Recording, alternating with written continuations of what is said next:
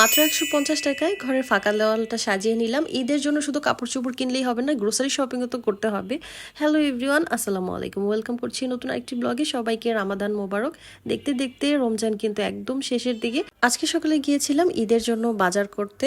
তো শুধু কাপড়-চোপড় কিনলেই তো হবে না, তার সাথে রান্নাবান্নার জন্য তো সবকিছু দরকার। তো গ্রোসারি শপিং বলতে পারেন, বা কাঁচা বাজার থেকে শুরু করে সবকিছুই।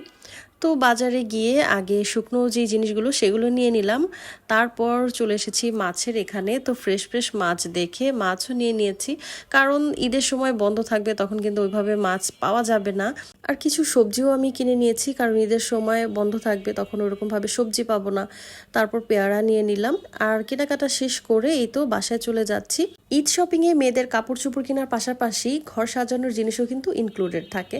তো ঘর সাজাতে আমার বেশ ভালো লাগে। আমি আমার একটা ফাঁকা ওয়ালকে আজকে এই মাত্র ১৫০ টাকার ওয়ালমেট দিয়ে সাজাবো। তো এগুলো ওয়ালমেট বলেন বা ওয়াল স্টিকার, যেটাই বলেন, কিন্তু দেখতে কিন্তু খুবই ভালো লাগে। আর এগুলো দিয়ে ওয়ালে সাজালে দেখতে বেশ ভালো লাগে আমার কাছে মনে হয়। আর এটা কিন্তু খুবই ট্রেন্ডি। এটা অনলাইনে দেখা যায় যে অনেকেই অনেক দাম দিয়ে কিনে, তবে আমি কিন্তু এটা কোনো অনলাইন পেজ থেকে নেইনি।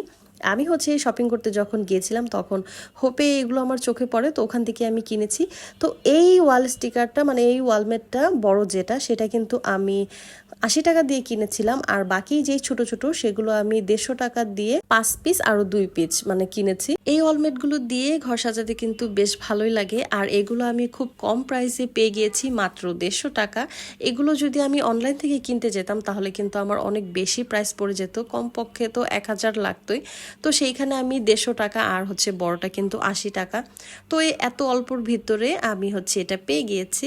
তো এগুলো দিয়ে আমি সুন্দর করে সাজিয়ে নিলাম। আর দেখেন তো কেমন লেগেছে। তবে আমি যে ছোট ছোটগুলো এনেছিলাম সেটা আমার এটার সাথে ম্যাচও ছিল না, সেই জন্য আমি এই দেয়ালে এই ৩টা লাগিয়েছি। আর বাকিগুলো অন্য একটা দেয়ালে সাজাবো, সেটা আপনাদের সাথে শেয়ার করবো। আজকের মতো বিদায় নিচ্ছি, আল্লাহ হাফেজ।